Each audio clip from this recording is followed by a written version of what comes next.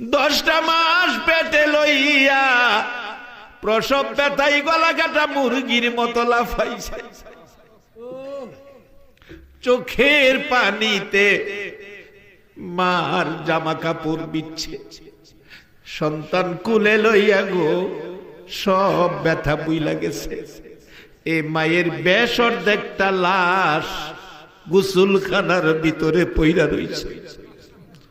একটা চিৎকার মারছে ছেলেটা, পাড়া প্রতিবেশীরা রে দেখা যা আমার গর্ভধারিণী মার অবস্থা। আত্মীয় স্বজন আসলো, থানার থেকে পুলিশ আসলো, 3 টুকরা উদ্ধার করে তারা থানায় নিয়ে গেল। বড় ভাইটাকে ধরলো, বউ পালিয়ে গেল। কিছুদিন পর ইচ্ছা করে বউ ধরা দিল। 2 জনকে পুলিশ রশি লাগাইয়া জেলখানায় নিল।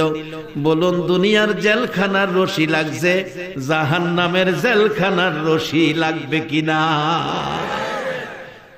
পৃথিবীর এমন কোন আমল নাই, সকল আমল যদি আপনার আমলে থাকে, মা বাবার সাথে যদি এই ব্যবহার করে থাকেন, তাহলে জাহান্নামের রশি আপনার হাতে লাগবে।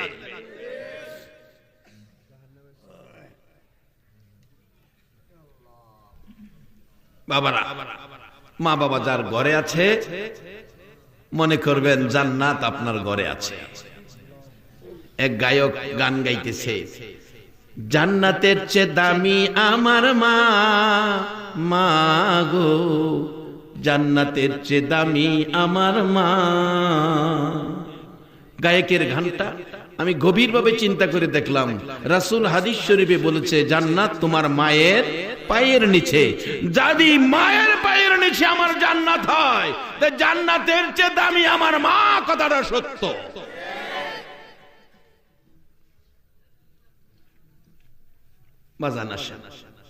আল্লাহ বলছে জান্নাত দিব আমরা রে। জান্নাত আল্লাহর দরকার নাই তো, আমরা দিব জান্নাত।